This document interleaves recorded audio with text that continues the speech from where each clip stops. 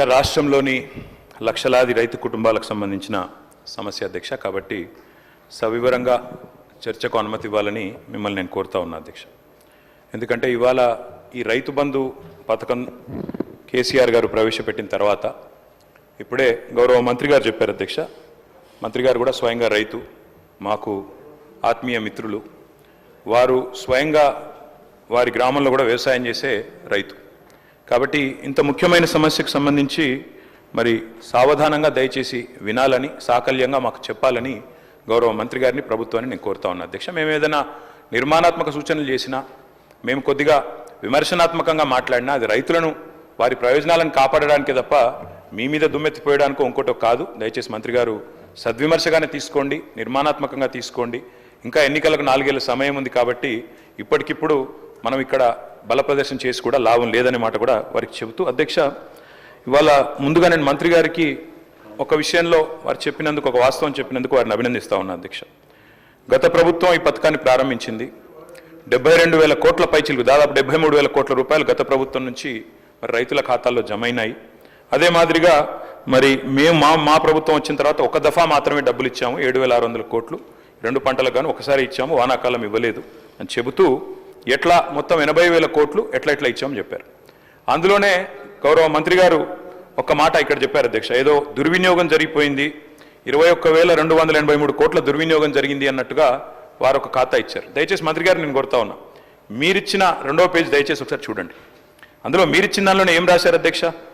2 పంటకాల్లో మొత్తం రెండు పంటకాలంలో సాగైన మొత్తం విస్తీర్ణం 19-20కి 141 లక్షల ఎకరాలు, 20-21కి 204 లక్షల ఎకరాలు. అంటే మీరు గమనిస్తే అధ్యక్ష, సాగు చేసినా చేయకపోయినా డబ్బులు, రైతు బంధు డబ్బులు ఇవ్వడం వల్లనే 141 లక్షల ఎకరాల నుంచి 204 లక్షల ఎకరాలకు పెరిగింది.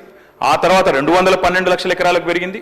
ఆ తర్వాత మళ్ళీ 206, అంటే 2,06,00,000 ఎకరాలకు పెరగడానికి కారణం గౌరవ మంత్రి గారు.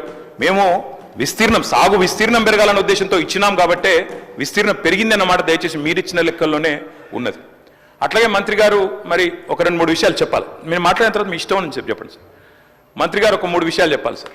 నేను అంటే ముందుగా ఈ ప్రశ్నలు అడిగి తర్వాత మిగతా సబ్జెక్టులోకి పోతాను సార్. ఎందుకంటే వారు ఇచ్చిన నోట్ ఇప్పుడే అందింది మాకు. ఇప్పుడే అందిన నోట్లో మాకు లేవనెత్తిన, మాకున్న సందేహాలు, మాకున్న అనుమానాలు ముందుగా చెప్పి మంత్రి గారు ROFR గురించి ప్రస్తావించారు అధ్యక్ష. గౌరవ పెద్దలు తెలంగాణ తొలి ముఖ్యమంత్రి కేసీఆర్ గారి నాయకత్వంలో ఆనాడు ROFR చట్టం కింద 4.5 లక్షల మంది గిరిజన బిడ్డలకు పోడు పట్టాలు ఇచ్చిన ఘనత బీఆర్ఎస్ ప్రభుత్వాన్ని, ఘనత కేసీఆర్ గారి నాయకత్వాన్ని అధ్యక్ష. ROFR కింద ఇచ్చే పోడు పట్టాల విషయంలో ఇక్కడ చాలా మంది గిరిజన శాసనసభ్యులు కూడా ఉన్నారు అధ్యక్ష. చాలా మంది గిరిజన ప్రజలుండే నియోజకవర్గాల నుంచి వచ్చిన మిత్రులు, శాసనసభ్యులు కూడా ఉన్నారు. ఈ ROFR పట్టాలు గిరిజనుల చేతులు ఏవైతే ఉంటాయో అధ్యక్ష, అక్కడ కనా కష్టం మీద ఒక పంట మాత్రమే సాగు చేసే అవకాశం ఉంటుంది. ఎందుకంటే అక్కడ కాలువలు ఉండొచ్చు, ఉండకపోవచ్చు, అక్కడ ఇతర సమస్యలు ఉండొచ్చు, మేజర్ కాలువలు ఉండకపోవచ్చు. కాబట్టి కష్టం మీద అక్కడ పండేది ఒక పంట, అది కూడా చాలా కష్టంతో వాళ్ళు చేసుకుంటారు. దాదాపు 6-7 నెలలు తనలాడతారు, అక్కడ పండేదే ఒక పంట. అంటే ఇప్పుడు మంత్రి గారు చెప్పిన లెక్క ప్రకారం ఈ గిరిజన బిడ్డలు ఎవరైతే మేము గతంలో పోడు భూముల పట్టాలు ఇచ్చినామో, ఎవరికైతే మేము 4.5 లక్షల ఎకరాలు పట్టా ఇచ్చినామో వారికి మరి ఈ 2వ విడత వారు రైతు బంధు ఇవ్వరా? మంత్రి గారు దయచేసి తప్పకుండా గిరిజనుల తరపున అడుగుతా ఉన్నాం, సమాధానం చెప్పాలి. అదేవిధంగా అధ్యక్ష, మంత్రి గారికి తెలుసు వారు స్వయంగా రైతు. పత్తి అధ్యక్ష, కంది పత్తి అయితే దాదాపు 45 లక్షల ఎకరాలు పండుతుంది అధ్యక్ష తెలంగాణలో. మరి పత్తి 8 నెలల పంట, 8 నెలల పంట తర్వాత 2వ పంటకు అవకాశం కూడా ఉండదు.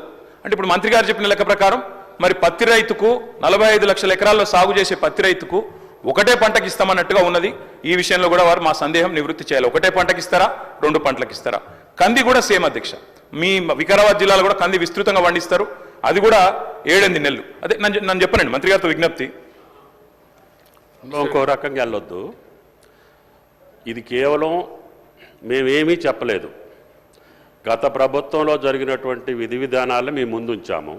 మీరు ఏది చెబితే దాన్ని అమలు చేయాలనే ఆలోచన తప్పితే ఆ పంటకి ఎంత ఇస్తారా, దీనికి ఎంత ఇస్తారు అనేది మేము నిర్ణయమే చేయలేదు. మీ సూచనల తర్వాతనే నిర్ణయించబడుద్ది. కాబట్టి మేము ఇంతవరకు ఈ ప్రభుత్వం రైతు భరోసా మీద నిర్ణయించలేదు. కాబట్టి మా నిర్ణయాలు అందులో ఏమీ లేవు. కాబట్టి మా మీద దేన్ని కూడా మీరు రుద్దొద్దు అని చెప్పి గౌరవ సభ్యులకి మనవి చేస్తాం. ఏం చేయాలో, ఎట్లా చేయాలో, పత్తికి ఏం చేయాలో, చెరుకు ఏం చేయాలో మీరు చెప్పండి. దాని ప్రకారంగా ప్రభుత్వం భవిష్యత్తులో నిర్ణయిస్తుందని చెప్తున్నాం. కోసే ప్రయత్నమే లేకపోతే అటు రైతు బంధు పథకానికి కోతలు పెట్టే ఉద్దేశం లేకపోతే వారు పీఎం కిసాన్ గురించి చెప్పరు అధ్యక్ష. పీఎం కిసాన్ లెక్కలు నా దగ్గర ఉన్నాయి. పీఎం కిసానే ప్రామాణికంగా తీసుకుంటే అధ్యక్ష దాదాపు 25% మంది రైతులకే వస్తుంది తెలంగాణలో. ఇప్పుడు వస్తున్న రైతుల్లో 25% మందికి వర్తిస్తుంది. ఒకవేళ పీఎం కిసాన్ మార్గదర్శకమే మీకు మార్గదర్శకం అయితే, మంత్రి గారి స్టేట్మెంట్లోనే పీఎం కిసాన్ గురించి చెప్పినారు కాబట్టి పీఎం కిసాన్ అనేది చెప్పాము. ఇవ్వమంటే ఇస్తాం, ఇవ్వమంటే ఇస్తాం, ఇవ్వమంటారా వద్దంటారా మీ ఇష్టం అంటున్నా. మేము అది కోత ఇస్తాము, కోతలు విధిస్తామని మేము అందుట్లో చెప్పామా? మరి మాకు అర్థం కాదు ఏంటంటే యథాతథంగా ఉన్నదున్నట్టు ఇచ్చినందుకు చర్చ ఎందుకు సార్? మరి యథాతథంగా రైతు బంధు ఉన్నదున్నట్టు ఇస్తే, యథాతథంగా ఉన్నదున్నట్టు ఇస్తాం, మేము కోతలు పెట్టాము అనుకుంటే చర్చ ఎందుకు? ఇంకా యథాతథంగా ఇవ్వచ్చు, 15,000 ఇవ్వచ్చు. ప్రజాభిప్రాయం ప్రకారంగా, మీ అభిప్రాయం ప్రకారంగా విధి విధానాలు నిర్ణయించబడతాయి. మీరు యథావిధిగానే ఇవ్వమని చెప్తే చెప్పండి, మేము అభ్యంతరం చెప్పట్లేదు. అధ్యక్ష ఇంకొక 2 అనుమానాలు మంత్రి గారి స్టేట్మెంట్ నుంచి ముందు అవి చెప్తాను అధ్యక్ష, తర్వాత నా సబ్జెక్ట్లోకి వస్తా అధ్యక్ష. అధ్యక్ష వారు చెప్పారు పత్తి 8 నెలల పంట, కంది 8 నెలల పంట, మరొక పంటకి ఇస్తారా 2 పంటలకు ఇస్తారా? మంత్రి గారు తమ సమాధానంలో ప్రభుత్వ విధానం ఏందో చెప్పాలి.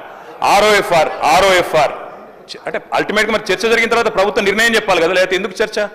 చర్చ జరిగిన తర్వాత ప్రభుత్వం నిర్ణయం చెప్పకపోతే ఎందుకు అధ్యక్ష చర్చ? మరి ఊరికే మనం టైంపాస్కి అయితే చర్చ చేయం కదా. దయచేసి మంత్రి గారు నేను కోరేది, అదేవిధంగా మంత్రి గారు స్వయంగా ఖమ్మం జిల్లా, ఇప్పుడు కొత్తగూడెం భద్రాద్రి జిల్లాలో వారి సొంత ఊరు ఉంటుంది అధ్యక్ష. అక్కడ పామాయిల్ పంటను విపరీతంగా మనం గత ప్రభుత్వం కూడా ప్రోత్సహించింది. మరి పామాయిల్ కానీ, మామిడి తోటలు కానీ, హార్టికల్చర్ కానీ వారికి మీరు రేపు రైతు భరోసా ఇస్తారా? హార్టికల్చర్ రైతులకు ఇవ్వరా? పామాయిల్ వేసిన రైతుకి అసలు మీరు ఇంటర్ క్రాపింగ్ చేయకపోతే రైతు బంధు ఇవ్వరా? ఇంకా హైదరాబాద్ చుట్టుపక్కల ప్రాంతాల్లో అధ్యక్ష, రంగారెడ్డి జిల్లా కానీ, వికారాబాద్ జిల్లా కానీ, ఈ ప్రాంతంలో 3 పంటలు తీసే రైతులు కూడా ఉన్నారు అధ్యక్ష. ఇప్పుడు మరి మంత్రి గారు చెప్తున్నారు 2 పంటలకు సాగులు చేసిన వాళ్ళకి ఇస్తామంటున్నారు. మరి రేపు 3 పంటలు సాగు చేస్తే 3 పంటలకు ఇస్తారా? ఎందుకంటే రైతులు కూడా తెలివైన వాళ్ళు అధ్యక్ష. దబ్బన సాగు చేస్తేనే ఇస్తాం, మేము పంటలు వేస్తేనే ఇస్తాం అంటే 3 పంటలు ఇస్తానికి కూడా రైతులు సిద్ధంగా ఉన్నారు, ఇప్పటికే చేస్తున్నారు. ముఖ్యమంత్రి గారు కూడా గతంలో ఆనాడు ప్రతిపక్ష నాయకుడిగా 2 పంటలకు ఎందుకు ఇస్తారు, 3వ పంటకు ఎందుకు ఇయ్యారు, బరాబర్ ఇయ్యాల్సిందే అని కూడా మాట్లాడినారు. కాబట్టి అది కూడా పరిగణలోకి తీసుకోవాలి అధ్యక్ష. ఇక మా సోదరుడు నాకు ఆప్తుడు అధ్యక్ష, మా పెద్దపల్లి ఎమ్మెల్యే విజయరమణారావు, 2009లో ఇద్దరు మొదటిసారి ఎమ్మెల్యేలు. ఇప్పుడు ఆయన మాటలు వింటేనైతే నాకు నవ్వాలని ఏడవాలని తెలియలేదు అధ్యక్ష. ఎందుకంటే గతంలో మేమేదో మొత్తం నాశనం చేసిపోయినాం, అసలు మేము ఇంకా ప్రభుత్వంలో ఉన్నప్పుడు వర్షాలు ఇవ్వడలే. మరి మేము ప్రభుత్వంలో ఉన్నప్పుడు వర్షాలు ఇవ్వకపోతే వ్యవసాయ దిగుబడి ఎట్లా పెరిగింది అధ్యక్ష? వ్యవసాయ విస్తీర్ణం ఎట్లా పెరిగింది అధ్యక్ష?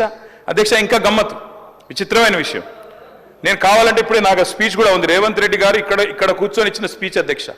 ఆనాడు కాంగ్రెస్ ప్రభుత్వ హయాంలో రైతుల పరిస్థితి ఏంది, కరెంటు పరిస్థితి ఏంది, నీళ్ల పరిస్థితి ఏందని రేవంత్ రెడ్డి గారు ఇక్కడ నించొని ఇచ్చిన స్పీచ్ అధ్యక్ష.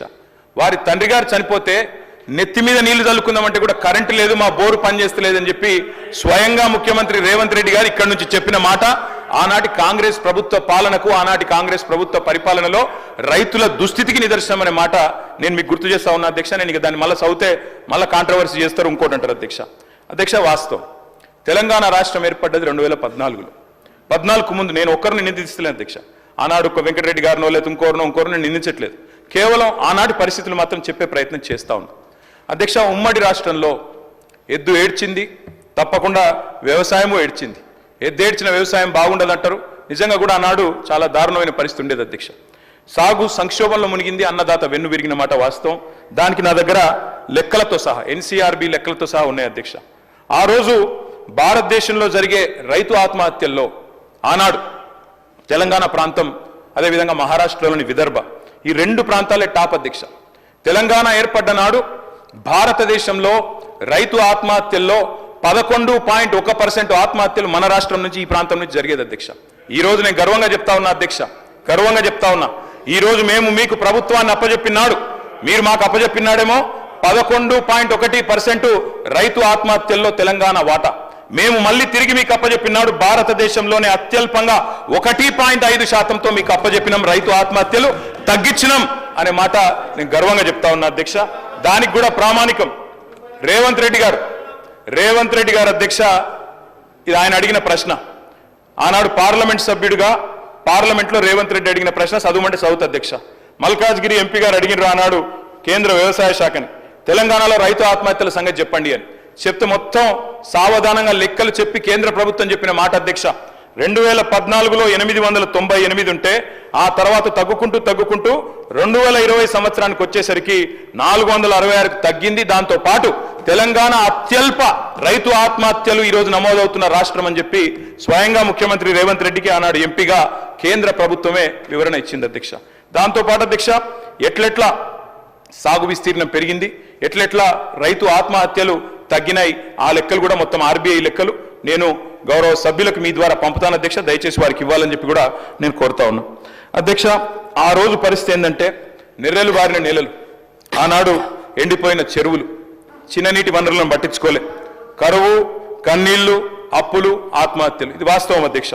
ప్రాజెక్టులు లేవు తెలంగాణ ప్రాంతంలో, సాగునీరు లేదు, బొక్కబోర్ల పడే పరిస్థితి. మూషంపల్లిలో నల్గొండ కాన్స్టిట్యున్సీ అధ్యక్ష రామరెడ్డి గారు అంటారు అధ్యక్ష, ఆయన ఒక్క రైతు 57 బోర్లు వేసిండు అధ్యక్ష ఆయన పొలంలో. ఆయన పేరే ఊళ్ళో బోర్ల రామరెడ్డి అయిపోయింది అధ్యక్ష. అట్లా కరెంటు కోతలు ఒకవైపు, కాలిపోయే మోటార్లు మరొక వైపు, పేలిపోయే ట్రాన్స్ఫార్మర్లు మరొక వైపు, అర్ధరాత్రి వచ్చే కరెంటు కోసం ఆనాడు కరెంటు వెట్టబోయి షాకు చచ్చిపోయిన రైతులు లెక్క తీస్తే అదే చాంతాడంత ఉంటుంది అధ్యక్ష. ఇక విత్తనాలు వంచుడు పోలీస్ స్టేషన్లల్లో, ఎరువులు వంచుడు పోలీస్ స్టేషన్లలో, ఎందుకంటే బయట పెడితే చెప్పులు లైన్లో పెట్టుకుని నిలిచే పరిస్థితి అధ్యక్ష. ఇట్లా చెప్పరాని తిప్పలతో ఆనాడు ఉమ్మడి ఆంధ్రప్రదేశ్లో రైతన్న గోసపడ్డాడు అధ్యక్ష. గోరేటెంకన్న గారు అధ్యక్ష ఈరోజు మన ఎమ్మెల్సీ, ప్రజా కవి, వారి మాటలు చెప్పాలంటే అధ్యక్ష, సేతానం ఏడుందిరా తెలంగాణ శైలన్ని బీల్లాయరా అని చెప్పి ఒక కవి, ప్రజా కవి తన రైతు ఆవేదనను రైతు బిడ్డగా చెప్పే పరిస్థితి చేసినాడు అధ్యక్ష. అధ్యక్ష చేను గట్ల మీద స్వయంగా ఆత్మహత్యలు మనం చూసినాం అధ్యక్ష గతంలో ఉమ్మడి ఆంధ్రప్రదేశ్లో.